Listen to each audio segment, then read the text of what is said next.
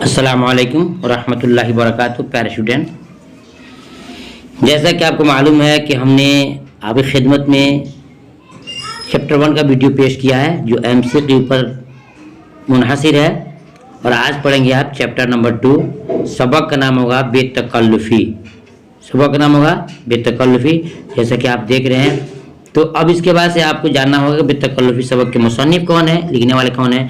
तो जनाब कन्हैया लाल कपूर जी इनके मुसन्निफ़ हैं। ठीक है, अब ये सवाल पैदा होता है कि मुसन्निफ़ ने जो सबक लिखा है बेतकल्लुफ़ी, इसके अकॉर्डिंग कितने क्वेश्चन आपके बुक में बन सकते हैं। तो हमने आपके लिए 11 क्वेश्चन बनाया है जो आपके लिए इम्तिहान में बहुत हेल्पफुल होगा। आइए शुरू करते हैं, देखते हैं। सवाल नंबर 1 पे है कि बेतकल्लुफ़ी सबक के मुसन्निफ़ कौन है। तो आप जानते ही हैं कि कन्हैया लाल कपूर इस सबक के मुसन्निफ़ हैं, यानी लिखने वाले हैं। सवाल नंबर 2 है, यानी 2 है, कन्हैया लाल कपूर कब पैदा हुए।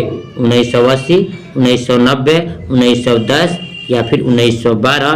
तो ये क्वेश्चन नंबर 2 का सही जवाब कि कब पैदा हुए, जवाब होगा 1910, यानी कि सी जवाब बिल्कुल सही है, 1910 में। सवाल नंबर 3 में देखते हैं कि कन्हैया लाल कपूर कहाँ पैदा हुए।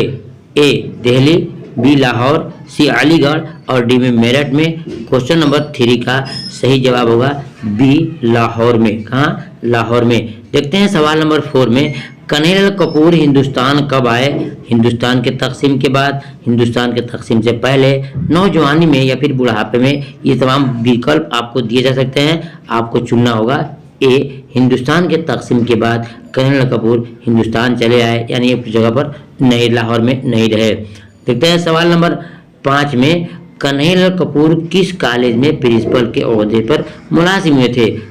ए government college, B private college, C public college और डी में है हिंदू कॉलेज। सही जवाब होगा ए गवर्नमेंट कॉलेज में। ठीक है, देखते हैं सवाल नंबर 4 में, मोगा किस सूबे में है। मोगा किस सूबे में है। ए पंजाब, बी बिहार, सी यूपी और डी में है दिल्ली।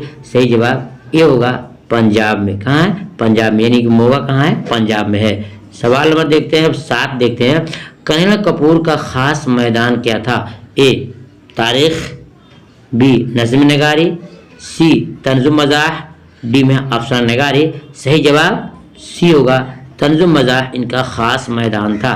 देखते हैं सवाल नंबर 8 में, कन्हैया लाल कपूर को किस चीज़ में महारत हासिल थी। ए गज़ल गोई में, बी नज़म में, सी पैरोडी लिखने में और डी में है अफसाना नगारी में। सही जवाब सी पैरोडी लिखने में। देखते हैं सवाल नंबर, बढ़ते हैं 9 की तरफ, कन्हैया लाल कपूर अपनी आला तालीम कहाँ से पाई। बहुत ही इंपॉर्टेंट क्वेश्चन, कहाँ से तालीम पाई। ए आमोदई, बी लाहौर, सी अलीगढ़ और डी में है मेरठ। तो सही जवाब होगा आपको बी लाहौर में इन्होंने आला तालीम हासिल की। जी स्टूडेंट, देखते हैं क्वेश्चन नंबर, बढ़ते हैं 10 की तरफ, कन्हैया लाल कपूर किस मौजू के उस्ताद मुकर्रर हुए थे। किस मजमून के उस्ताद मुकर्रर हुए थे। ए अंग्रेजी और बी में है हिंदी, सी में उर्दू, डी में फारसी। सही जवाब ए होगा अंग्रेजी के उस्ताद मुकर्रर हुए थे।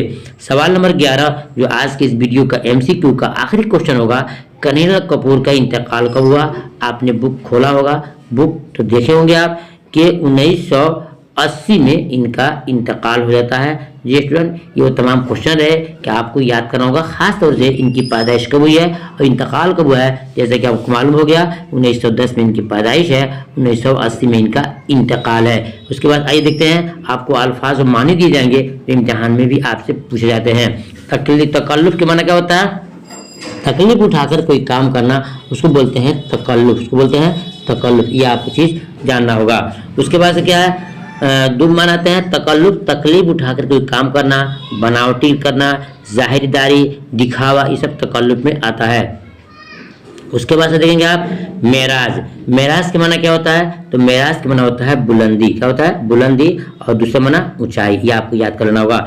शाहिद मीन्स क्या होता है। गवाह होता है। राहत मीन्स क्या होता है। आराम, आसाइश, ये सब राहत के माना आते हैं। नाहंजार, बुरी चाल चलने वाले को नाहंजार कहते हैं। क्या कहते हैं? नाहंजार। देखते हैं नेक्स्ट में, कि अफ़्व तलब जो बहुत इंपॉर्टेंट है, इम्तिहान में अक्सर पूछा जाता है, इसका माना बताइए।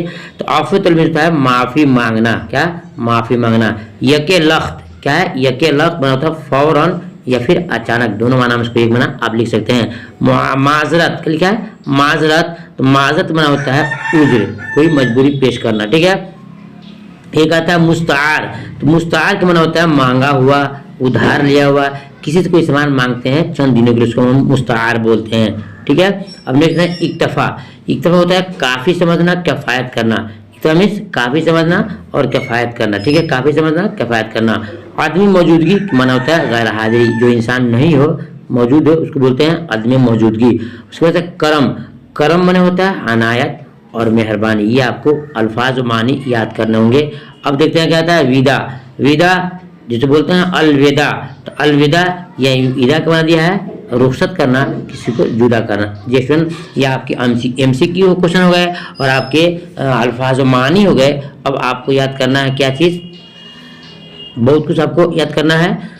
अभी देखते हैं कुछ माना भी है, जैसे कि यहाँ है गुरूब, क्या रहा है गुरूब। गुरूब का माना सूरज या चांद का डूबना, उसको हम गुरूब बोलते हैं, ठीक है, सूरज या चांद का डूबना। नफासत में क्या होता है खूबी, उम्दगी, लताफत, ये तीन माने इसके आ सकते हैं, आते हैं। कसाफत में क्या होता है गलाजत, गाढ़ापन, और गंदगी भी माना इसका आता है, ठीक है स्टूडेंट। अब देखते हैं हम, ये आपके अल्फाज व मानी हो गए। तब आपको क्या करना है, सवाल जवाब की तरफ ध्यान देना है कि ये बहुत ही इंपॉर्टेंट चैप्टर है, इम्तिहान में क्वेश्चन पूछे जाते हैं। सवाल और जवाब एक में है कि बेतकल्लुफ़ी से क्या परेशानी होती है। आपको अगर दिखने में पढ़ने में दिक्कत परेशानी होती होगी तो हमारे आवाज़ के सहारे से आप उसको लिख सकते हैं। बेतकल्लुफ़ी से क्या परेशानी होती है। बेतकल्लुफ़ी से परेशानी यह होती है कि कभी कभी मजमा के सामने बेइज्जती का सामना करना पड़ता है। बिल्कुल मुख्तसर शॉर्ट जवाब दिए गए हैं ताकि हमारे स्टूडेंट को पढ़ करके सुन करके लिखने में कोई दिक्कत और परेशानी नहीं होती। याद रखिएगा कि बेतकल्लुफ़ी से क्या परेशानी होती है। जवाब है कि बेतकल्लुफ़ी से परेशानी ये होती है कि कभी कभी मजमा के सामने, लोगों के सामने बेइज्जती का सामना करना पड़ता है। सवाल नंबर 2 में है थेकरे ने अपने एक किरदार के बेतकल्लुफ़ी का जिक्र किस तरह किया है। जवाब देखिए, थेकरे कहते हैं कि एक शख्स ऐसा था कि ऐसे वक्त में वापसी करता जब कोई मौजूद न होता और जाते वक्त कपड़े और जूते लेकर चला जाता और कह जाता कि चंद दिन के बाद लौटा दूंगा। ये तो क्या होगा, और आपने कोई सामान को रखा है अपने पास किसी काम के लिए, अचानक कोई आपका दोस्त आए और आपके गायबानी में सामान लेकर के चला जाए और लोगों से कह भी दे कि मैं लेके जा रहा हूँ, और आप वापस आते हैं तो क्या आपको दिल को खुशी होगी? नहीं, आपको चोट पहुँचेगा कि मैंने रखा था कहीं और पहन कर जाने के लिए, लेकिन ये बगैर कह लेके चला गया। तो इससे इसको कहते हैं बेतकल्लुफ़ी से परेशानी होती है कि इंसान को बसा औक़ात मुसीबत का सामना करना पड़ता है। देखते हैं सवाल नंबर 3 में है ऐज़ौक़ तकल्लुफ़ में है तकलीफ सरासर। इस मिसरे में शायर क्या कहना चाहता है। जी स्टूडेंट, शायर ये कहना चाहता है कि तकल्लुफ़ में तकलीफ है तो बेतकल्लुफ़ी में कहीं इससे भी ज़्यादा तकलीफ है, यानी कि तकल्लुफ़ में कुछ कम है लेकिन बेतकल्लुफ़ी में ज़्यादा इंसान को परेशानी होती है और बसा औक़ात का होता है बेइज्जती का भी सामना उठाना पड़ता है। ये वो क्वेश्चन थे जो हमने आपको दिया, जो आपकी मेन बुक के क्वेश्चन थे। अब इसके बाद इंशाल्लाह पढ़ेंगे आप चैप्टर नंबर 3 में, और इसमें जितने हैं अल्फाज मानी हैं वो सब आपको दिए जाएंगे। धीरे धीरे आपको तमाम चीज़ों को याद करा दिया जाएगा, ठीक है। फिर मिलता हूँ नेक्स्ट वीडियो में, तब तक के अल्लाह हाफिज़।